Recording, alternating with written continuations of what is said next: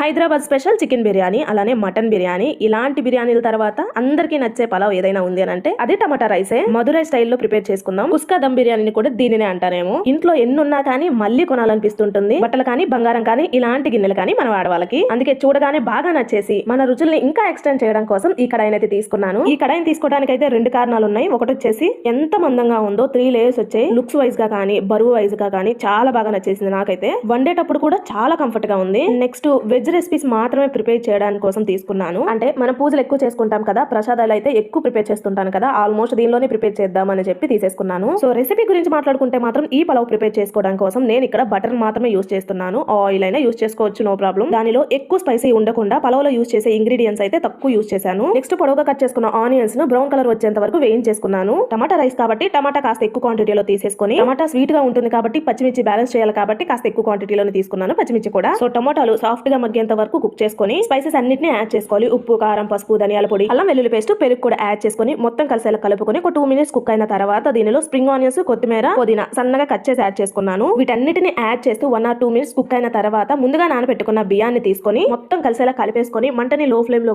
On చేసుకొని ఈ gravy మొత్తం బియ్యానికి పట్టే విధంగా 2 మినిట్స్ పాటు కుక్ చేసుకోండి. ఆ తర్వాత ఒక గ్లాస్ బియ్యానికి 1.5 గ్లాస్ చొప్పున వాటర్ తీసేసుకొని బిర్యానీ మసాలా పొడి, నిమ్మరసాన్ని కూడా యాడ్ చేసి ఉడకటం స్టార్ట్ అవ్వగానే మంటని పూర్తిగా లో ఫ్లేమ్ లోకి ఆన్ చేసుకొని మూత పెట్టేసుకొని దమ్ పెట్టేసుకోవడమే. అంతే, అస్సలు మాడిపోలేదండి. ఎంత పర్ఫెక్ట్ గా వచ్చిందో. ఈ రైస్ దమ్ అవుతుంటేనే కడుపు నిండిపోయింది స్మెల్ తో. కానీ అబ్బా, తింటుంటే ఇంకా టేస్ట్ నెక్స్ట్ లెవెల్లో ఉంది. మీరు కూడా ట్రై చేయండి. వీడియో నచ్చితే సబ్స్క్రైబ్.